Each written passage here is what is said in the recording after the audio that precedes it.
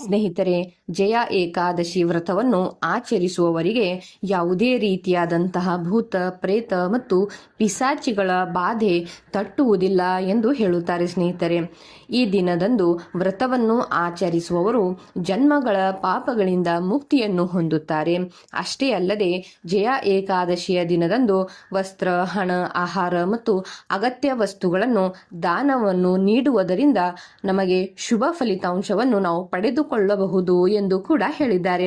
ಸ್ನೇಹಿತರೆ, ಈ ಜಯ ಏಕಾದಶಿಯನ್ನು ನಮ್ಮ ದಕ್ಷಿಣ ಭಾರತದ ಕಡೆಗೆ ಭೂಮಿ ಏಕಾದಶಿ ಅಥವಾ ಭೀಷ್ಮ ಏಕಾದಶಿ ಎಂದು ಸಹ ಇದನ್ನು ಕರೆಯುತ್ತಾರೆ. ಸ್ನೇಹಿತರೆ, ಭೀಷ್ಮ ಏಕಾದಶಿ ಎಂದು ಏಕೆ ಕರೆಯುತ್ತಾರೆ ಎಂದರೆ ಸ್ನೇಹಿತರೆ, ಇದು ಮಾಘ ಮಾಸದ ಶುಕ್ಲ ಪಕ್ಷದ ಅಷ್ಟಮಿ ಎಂದು ಶಿರಶಯ್ಯನದಲ್ಲಿ ಮಲಗಿದ್ದ ಪಿತಾಮಹರ ಭೀಷ್ಮರು ದೇಹತ್ಯಾಗವನ್ನು ಮಾಡಿದ್ದರು ಈ ದಿನದಂದು.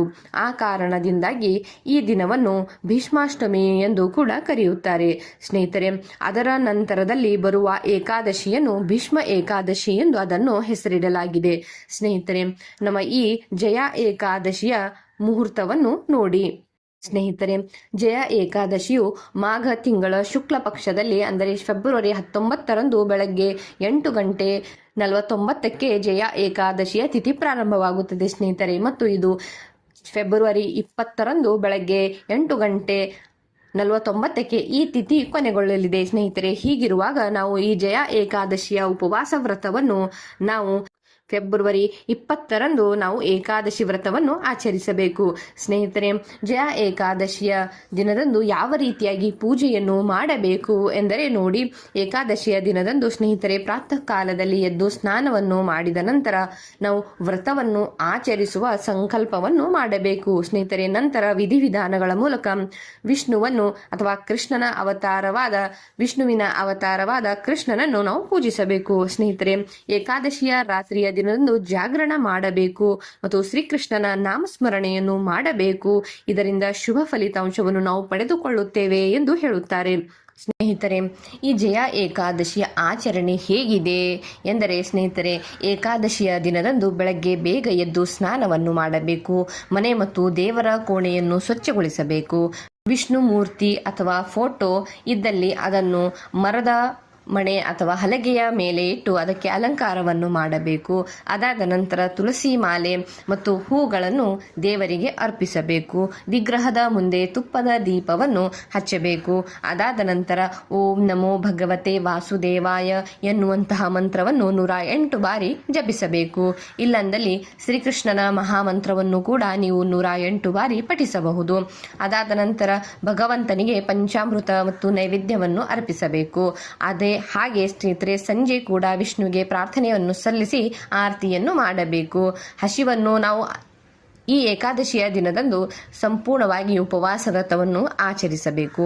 ಸ್ನೇಹಿತರೆ, ಹಸಿವನ್ನು ತಡೆಯಲು ನಮಗೆ ಆಗಲಿಲ್ಲ ಎಂದಾದರೆ ಸಂಜೆ ವೇಳೆಗೆ ಹಣ್ಣು ಅಥವಾ ಹಾಲುಗಳನ್ನು ನಾವು ತಿನ್ನಬಹುದು.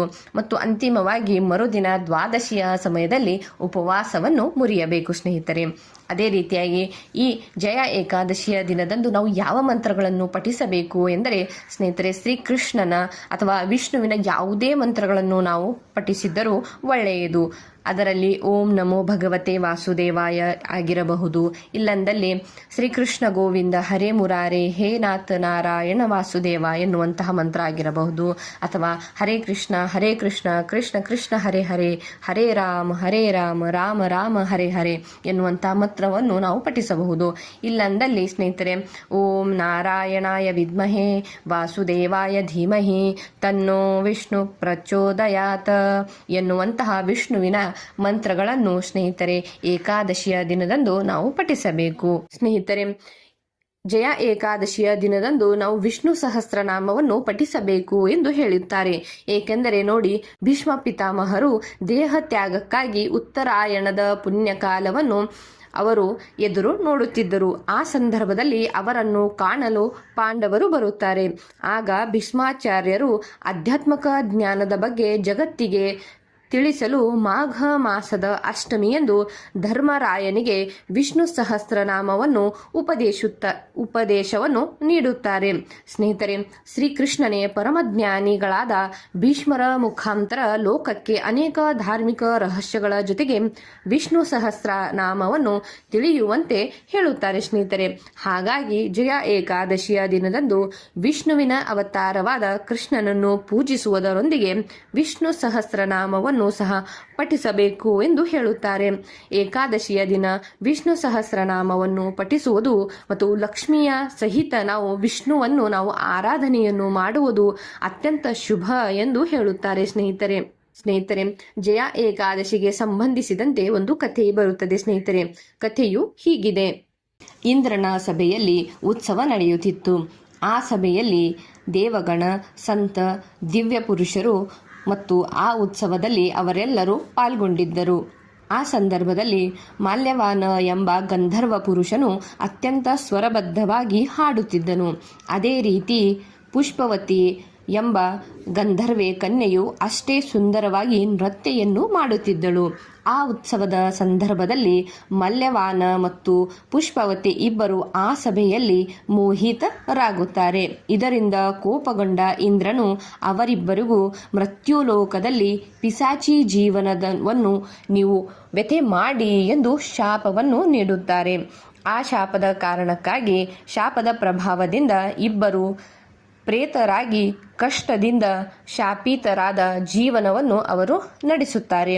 ಮಾಘ ಮಾಸದ ಶುಕ್ಲ ಪಕ್ಷದ ಏಕಾದಶಿಯ ವ್ರತಿಯ ಬಗ್ಗೆ ನಾರಾಯಣನಿಂದ ಅವರಿಗೆ ತಿಳಿದುಕೊಳ್ಳುತ್ತಾರೆ. ಅವರು ತಿಳಿದುಕೊಂಡ ನಂತರ ಅವರು ಈ ಜಯ ಏಕಾದಶಿಯ ಫಲವಾಗಿ ಅವರಿಗೆ ಪೂರ್ವ ಶರೀರ ಪ್ರಾಪ್ತಿಯಾಗುತ್ತದೆ ಎಂದು ಅವರು ಹೇಳುತ್ತಾರೆ. ಹಾಗಾಗಿ ಅವರಿಬ್ಬರು ಜಯ ಏಕಾದಶಿಯ ಪ್ರಾಮುಖ್ಯತೆಯನ್ನು ಜಗತ್ತಿಗೆ ತಿಳಿಸಿ ಹೇಳಲು ಅಂದಿನಿಂದ ಜನರು ಜಯ ಏಕಾದಶಿ ವ್ರತವನ್ನು ಆಚರಿಸಲು ಪ್ರಾರಂಭಿಸಿದರು. ಸ್ನೇಹಿತರೆ, ಈ ಜಯ ಏಕಾದಶಿ ವ್ರತದ ಆಚರಣೆಯಿಂದ ಉತ್ತಮ ಜನ್ಮವು ಪ್ರಾಪ್ತಿಯಾಗುತ್ತದೆ ಎಂದು ಹೇಳುತ್ತಾರೆ ಮತ್ತು ಜಯ ಏಕಾದಶಿಯನ್ನು ಆಚರಿಸುವವರಿಗೆ ಭೂತ, ಪಿಶಾಚಿ, ಪ್ರೇತದಿಂದ ಭೀತಿ ಇರುವುದಿಲ್ಲ ಎಂದು ಕೂಡ ಹೇಳುತ್ತಾರೆ. ಹೀಗಾಗಿಯೇ ಈ ಏಕಾದಶಿಯನ್ನು ಪಾಪ ವಿಮೋಚನಾ ಏಕಾದಶಿ ಎಂದು ಕರೆಯಲಾಗಿದೆ.